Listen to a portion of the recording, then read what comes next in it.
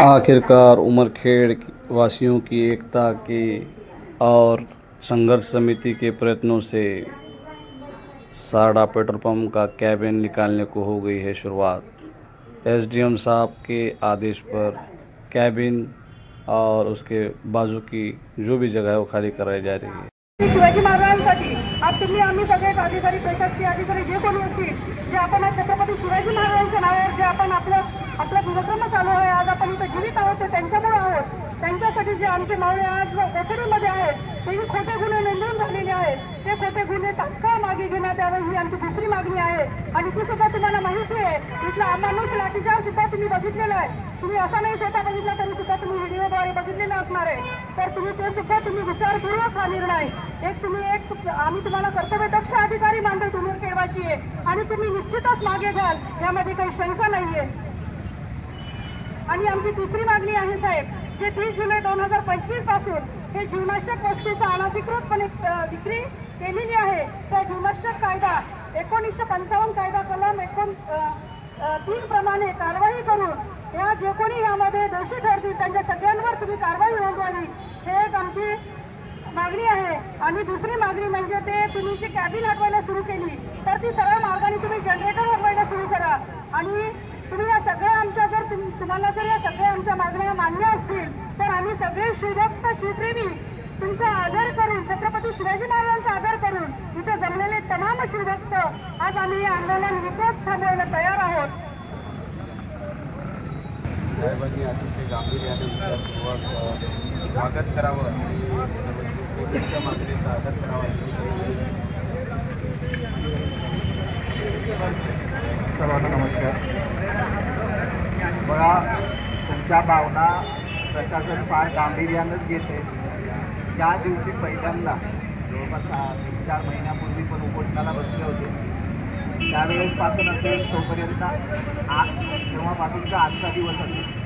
असं नाही आहे की प्रशासनाने जे काही मागण्या केलेल्या आहेत त्याला कुठं दुर्लक्षित केलं आहे किंवा रिस्पॉन्स नाही दिला किंवा तुम्हाला भेटले नाही।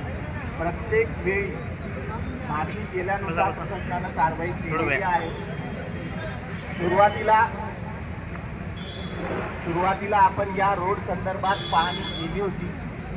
या रोडची जर डायमेन्शन आपण बघितली 24 मीटर 20 ते 24 मीटर हा रोड नॅशनल हायवेला हँडओव्हर झालेला आहे आणि सिमिलरली या रोड संदर्भात सेम आहे। आणि हे जे दोन्ही रोड आहेत, हा बांधकाम विभागाकडे आहे तो नॅशनल हायवेकडे, आणि दोन्ही रोडकडून तपासूनच आपण फायनली ते डिसाईड केलं होतं की त्यांचं जे काही केबिन असेल किंवा नाही तर नॅशनल हायवेने तर क्लिअर नंतर लिहून दिला आपल्याला की ते येत नाही। पण हा जो केबिनचा एरिया आहे तो डायरेक्टली महाराजांच्या जो पुतळा आहे त्याच्या समोर येतो।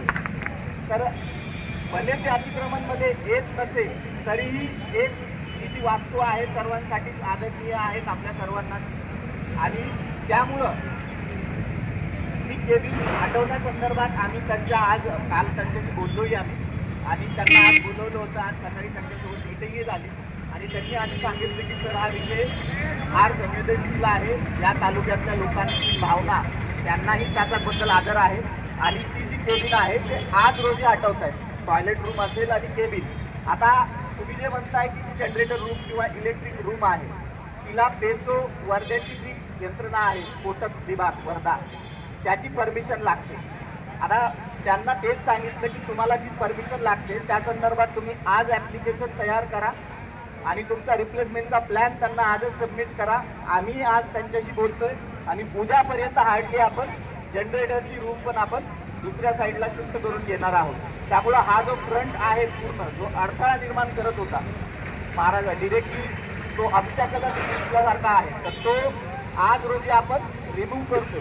त्यामुळं मला असं वाटतं की डिरेक्टली जे अडथळा ऑब्स्टॅकल ज्या लोकांच्या महत्त्वाच्या मागण्या आहेत पेट्रोल पंप संदर्भातल्या त्या तर पूर्तता होत आहे आणि तुमची जी मागणी आहे ती पूर्ण तर होतच आहे। त्यामुळे उपोषणाचा काही कोणताही प्रश्न येतच नाही आहे। आपण सर्वांनीच या बाबतीमध्ये सहकार्य करणं गरजेचं आहे आणि लीड संदर्भातला जो विषय आहे तो सरांकडे प्रलंबित आहे, कलेक्टर सरांकडे मी सरांशी बोलतो, त्या संदर्भातही सर लवकरात लवकर निर्णय घेतील, त्यानंतर पुढची कारवाई आपल्याला करता येईल।